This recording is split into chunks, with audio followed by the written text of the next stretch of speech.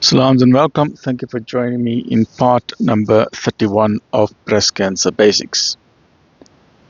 And here we're going to look at what some other people are saying with regard to breast cancer, and that fills us with hope and positivity, right? So let's look at Audre Lorde from the Cancer Journals.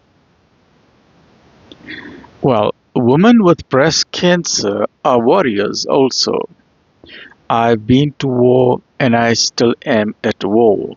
So has every woman who had had one or both breasts amputated through single mastectomy or double mastectomy because of the cancer that is becoming the primary physical scourge of our time. For me, my scars are an honorable reminder that I may be a casualty in the cosmic war against radiation, animal fat, air pollution, franchise burgers, red dye, but the fight is still going on, and I am still part of it. I refuse to have my scars hidden or trivialized behind lamb's wool or silicone gel. I refuse to be reduced in my own eyes or in the eyes of others from warrior to a mere helpless victim, simply because it might render me a fraction more acceptable or less dangerous to the still complacent. Those who believe that if you cover up a problem, it ceases to exist. I refuse to hide my body simply because it might make a woman-phobic world more comfortable. So powerful words from the Cancer Journals and from Audre Lorde saying, embrace what is happening to you.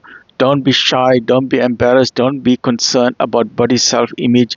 Embrace it. Be a fighter and unleash the lion or the lioness inside you. Right. Let's look at some more motivational words.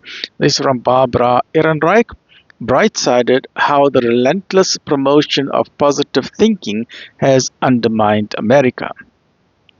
Breast cancer, I can now report, did not make me prettier or stronger, did not make me more feminine or spiritual.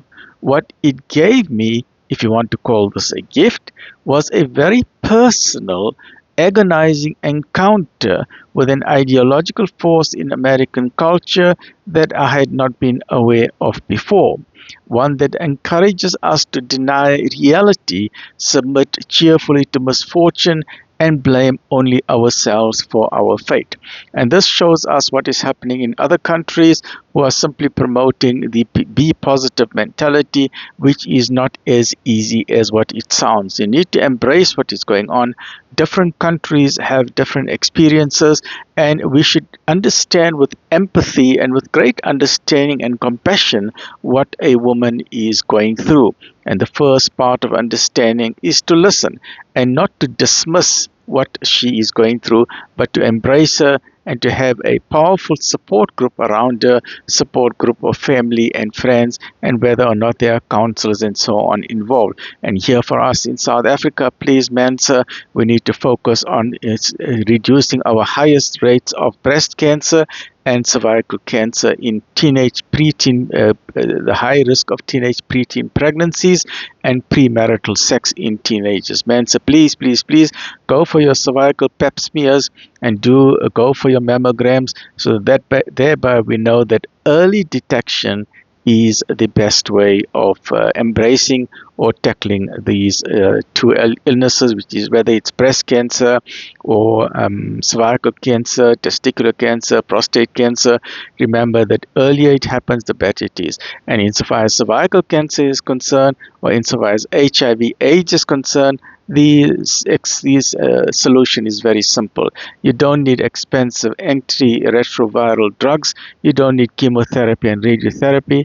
You simply don't have sex before you are married. It's a very simple solution. Stay well, stay focused, stay mentally strong. Alhamdulillah.